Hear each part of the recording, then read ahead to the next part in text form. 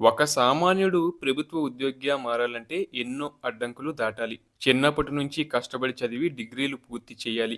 ఆపై పోటీ పరీక్షల కోసం రాత్రింబవళ్లు కష్టపడాలి. యూపీఎస్, ఏపీఎస్సి లేదా ఇతర డిపార్ట్మెంటల్ పరీక్షల్లో వేల మందితో పోటీ పడి మెరిట్ సాధించాలి.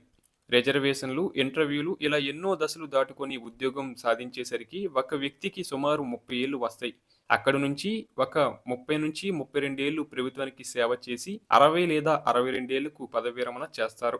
జీవితంలో అత్యంత కీలకమైన సమయాన్ని ప్రభుత్వ సేవకే అంకితం చేసిన ఉద్యోగి తన వృద్ధాప్యంలో ప్రశాంతంగా జీవించడానికి పెన్షన్ అనేది ఎంతో ముఖ్యం. కానీ ప్రస్తుతం ఆ పెన్షన్ విధానమే పెద్ద సమస్యగా మారింది. గతంలో ఓల్డ్ పెన్షన్ స్కీమ్ ఓపీఎస్ ఉండేది. దీనివల్ల రిటైర్డ్ అయిన ఉద్యోగికి తన చివరి జీతంలో 50% పెన్షన్‌గా వచ్చేది. ప్రభుత్వమే పూర్తి బాధ్యత వహించేది కాబట్టి ఉద్యోగికి, అతడి కుటుంబానికి ఒక భరోసా ఉండేది. ఉద్యోగి చనిపోతే భార్యకు, ఆ తర్వాత అర్హులైన పిల్లలకు పెన్షన్ వచ్చేది. ఈ భద్రత చూసే ఐటీ రంగంలో లక్షల జీతాలున్నా సరే ప్రభుత్వ ఉద్యోగమే కావాలని యువత కోరుకునేవారు. కానీ 2004లో వచ్చిన కంట్రిబ్యూటరీ పెన్షన్ స్కీమ్ సిపిఎస్ ఈ భద్రతను ప్రశ్నార్థకం చేసింది. ఇందులో ఉద్యోగి జీతం నుండి 10% కట్ చేసి ప్రభుత్వం మరో 10% కలిపి షేర్ మార్కెట్‌లో లేదా మ్యూచువల్ ఫండ్స్‌లో పెడుతుంది. రిటైర్డ్ అయ్యాక మార్కెట్ పరిస్థితిని బట్టి ఎంత వస్తుందో తెలియని అయోమయం నెలకొంది. దీనివల్ల ఉద్యోగుల్లో తీవ్ర ఆందోళన మొదలైంది. ఇదిలా ఉంటే ప్రభుత్వాలు పెన్షన్లను ఒక భారంగా భావిస్తున్నాయి. అభివృద్ధి, సంక్షేమం పేరుతో లక్షల కోట్లు ఖర్చు చేస్తున్న ప్రభుత్వాలు తమ కోసం పనిచేసిన ఉద్యోగులు సామాజిక భద్రతను మాత్రం విస్మరిస్తున్నాయి. ఎమ్మెల్యేలు, ఎంపీలు 5 ఏళ్లు పదవిలో ఉంటేనే చాలు వారికి జీవితాంతం పెన్షన్ వస్తుంది. ఒక వ్యక్తి ఎమ్మెల్యేగా, ఎంపీగా ఇలా ఎన్నిసార్లు గెలిస్తే అన్ని పెన్షన్లు పొందే వెసులుబాటు ఉంది. కానీ 35 ఏళ్లు పనిచేసిన ఉద్యోగికి మాత్రం పెన్షన్ ఇవ్వడానికి ప్రభుత్వాలు లెక్కలు వేస్తున్నాయి. కాంట్రాక్ట్ అవుట్సోర్సింగ్ ఉద్యోగుల పరిస్థితి మరీ దారుణం. వాళ్లకు ఉద్యోగ భద్రత లేదు, పెన్షన్ అసలే లేదు. ప్రస్తుతం పెన్షనర్లు ఎదుర్కొంటున్న మరో ప్రధాన సమస్య ఏంటంటే కమ్యుటేషన్ రికవరీ. రిటైర్మెంట్ సమయంలో అత్యవసరాల కోసం పెన్షనర్లు తమ పెన్షన్‌లో కొంత భాగాన్ని అమ్ముకొని ఒకేసారి కొంత మొత్తాన్ని తీసుకుంటారు. దీన్ని ప్రభుత్వం 15 ఏళ్ల పాటు వడ్డీతో సహా రికవరీ చేస్తుంది. అయితే అప్పు ఇచ్చినప్పుడు వడ్డీ రేటు 12% ఉంటే ఇప్పుడు మార్కెట్‌లో వడ్డీ రేట్లు 7%కి తగ్గాయి. అయినా సరే ప్రభుత్వం పాత వడ్డీ రేట్ల ప్రకారం వసూలు చేస్తూ అసలు కంటే ఎక్కువ మొత్తాన్ని పెన్షనర్ల నుంచి రాబట్టుకుంటుంది.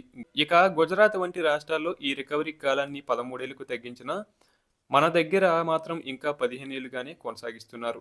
దీనివల్ల ఒక్కో ఉద్యోగి, పెన్షనర్ లక్షల రూపాయలు నష్టపోతున్నారు. అలాగే ఆరోగ్య భద్రత విషయం కూడా పెన్షనర్లను వేధిస్తుంది. ప్రతి నెల పెన్షన్ నుండి ఆరోగ్య పథకం కోసం డబ్బులు కట్ చేస్తున్నా ఎంపెనల్డ్ ఆసుపత్రుల్లో నగదు రహిత చికిత్స అందడం లేదు. అత్యవసర సమయంలో చేతి డబ్బులు ఖర్చు పెట్టుకొని ఆ బిల్లులు రీయింబర్స్‌మెంట్ కోసం నెలల తరబడి ప్రభుత్వ కార్యాలయాల చుట్టూ తిరగాల్సి వస్తుంది. చివరికి అంత్యక్రియల కోసం ప్రభుత్వం ఇచ్చే డబ్బులు కూడా సకాలంలో అందడం లేదు. ఆఫీసుల్లో బిల్లులు పెడితే బడ్జెట్ లేదనో, టెక్నికల్ సమస్యలను నెలల తరబడి పెండింగ్‌లో పెడుతున్నారు. దీనికి తోడు ఇటీవల కేంద్రం తెచ్చిన వాలిడేషన్ యాక్ట్ ద్వారా నాన్ కంట్రిబ్యూటరీ పెన్షన్లను ఓపీఎస్ కూడా సమీక్షించే అవకాశం ఉందని పెన్షనర్ల సంఘాలు ఆందోళన చెందుతున్నాయి. అంటే భవిష్యత్తులో ఓపీఎస్ పెన్షన్లలో కూడా కోతలు విధించే ప్రమాదం ఉందన్న అనుమానాలు వ్యక్తమవుతున్నాయి. న్యాయస్థానాలు పెన్షన్ అనేది ఉద్యోగి హక్కు అని, అది ప్రభుత్వ భిక్ష కాదని ఎప్పుడో తేల్చి చెప్పాయి. అయినా సరే ప్రభుత్వాలు మారినప్పుడల్లా కొత్త నిబంధనలతో ఉద్యోగులను, పెన్షనర్లను భయభ్రాంతులకు గురిచేస్తున్నాయి. దురదృష్టవశాత్తు ఉద్యోగ సంఘాలు మధ్య ఐక్యత లేకపోవడం కూడా ప్రభుత్వాలకు వరంగా మారింది. ఒకప్పుడు అందరూ కలిసికట్టుగా ఉండి హక్కుల కోసం పోరాడేవారు. ఇప్పుడు అనేక సంఘాలుగా విడిపోవడం, నాయకత్వమే లేని కారణంగా బార్గెనింగ్ పవర్ తగ్గిపోయింది. ఫలితంగా జీతాలు, పెన్షన్లు, డిఏలు, పీఆర్సీ బకాయిల కోసం ఏళ్ల తరబడి చూడాల్సిన పరిస్థితి ఏర్పడింది. జీవిత చరమంకంలో ప్రశాంతంగా గడపాల్సిన వృద్ధులు తమకు రావాల్సిన డబ్బుల కోసం రోడ్డెక్కి పోరాటం చేయాల్సి రావడం నిజంగా బాధాకరం.